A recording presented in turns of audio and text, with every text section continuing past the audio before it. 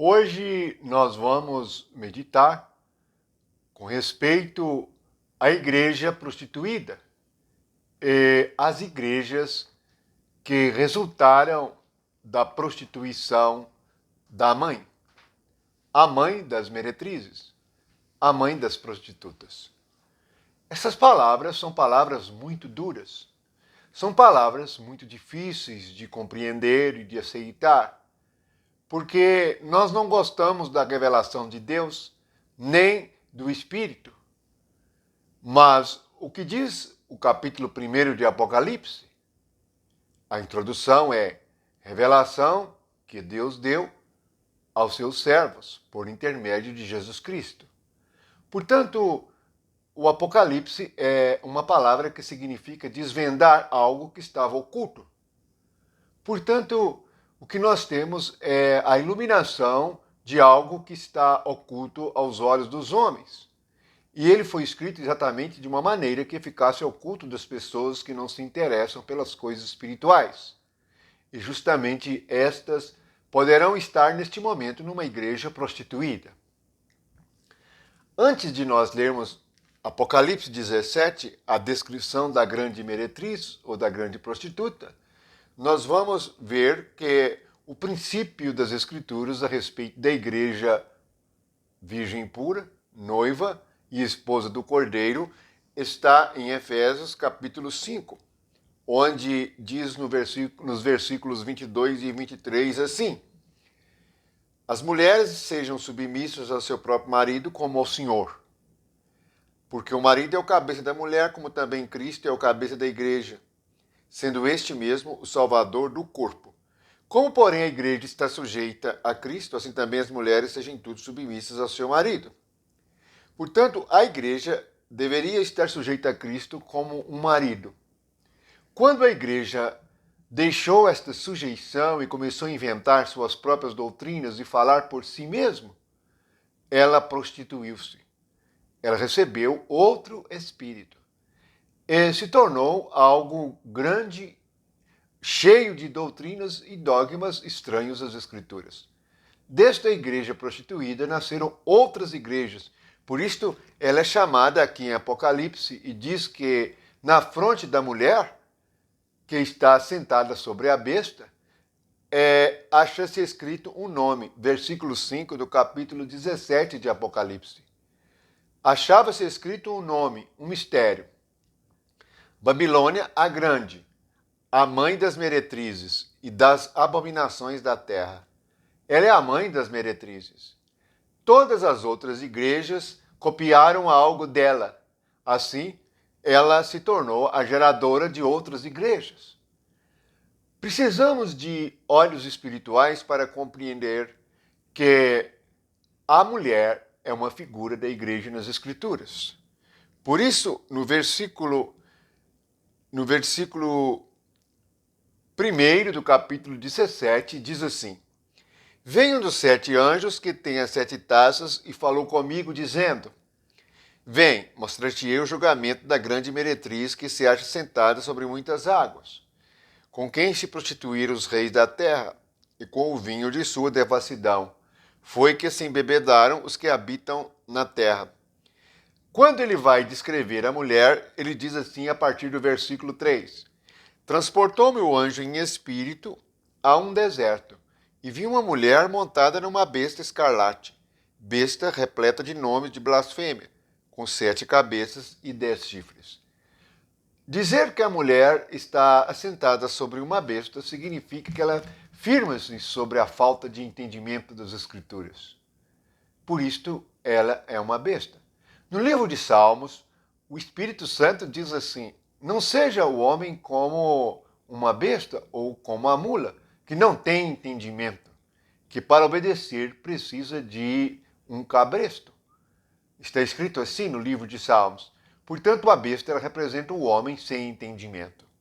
Quando um homem sem entendimento ele funda uma igreja ou ele cria doutrinas, ele está no sistema da besta, isto é, na falta de entendimento espiritual. É disto que surgiu toda a fermentação, todos os ensinamentos e dogmas humanos carnais e até mesmo demoníacos. Todas as divisões também surgiram disto, doutrinas humanas e carnais. A igreja é para ser única porque, como diz aqui na carta aos Efésios, há um só Espírito, há um só Deus, há uma só palavra, um só Senhor, um só Evangelho, um só batismo. Portanto, há este crescimento de uma mãe, isto é, de uma geradora de igrejas. Diz aqui que é das abominações da terra. Por que abominações? Coisas que Deus detesta. Por exemplo, Deus detesta a divisão, mas a divisão se tornou até mesmo uma doutrina. A mulher, a mãe, está embriagada com o sangue dos santos. Na realidade, esta igreja matou muitos santos.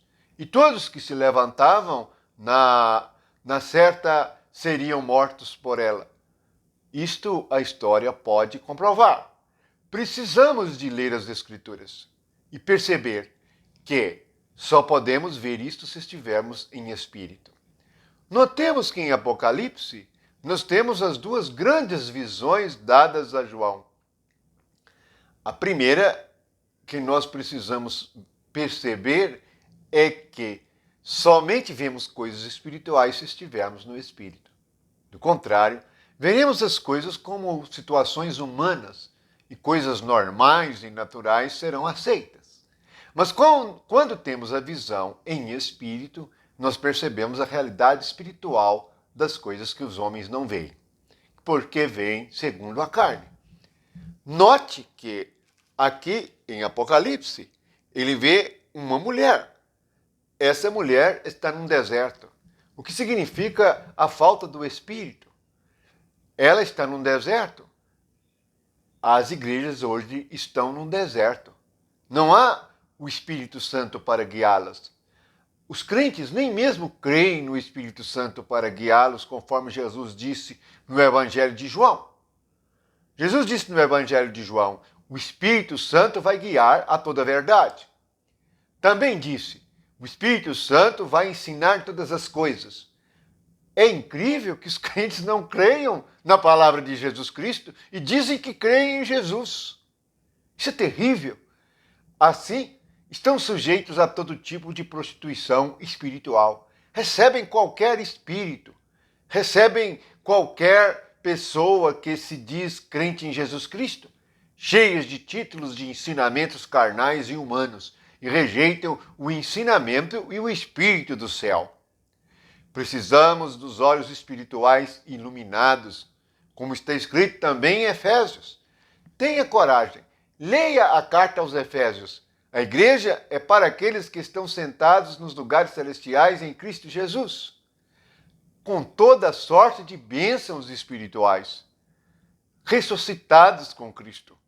Não estejamos montados sobre a besta, isto é, montados sobre a nossa falta de entendimento, sobre a nossa incredulidade, e assim mesmo religiosos e chamados como se tivessem fé, mas sem entender e compreender as Escrituras e a palavra de Jesus Cristo. A palavra de Jesus no Evangelho de João é esta: o Espírito vos ensinará todas as coisas. Portanto, não é o homem, é o próprio Deus. Jesus diz em João, e serão todos ensinados por Deus. Creiam nesta palavra. Deus nos criou com um Espírito para que pudéssemos receber o seu Espírito e aprendermos com ele. Assim, não estaremos na igreja prostituída. A mãe está aqui. As filhas também estão. E nós precisamos dos olhos espirituais abertos para estarmos fora deste sistema. Chegará o momento em que Deus vai julgar todas as coisas. Isto é o que diz o versículo 1.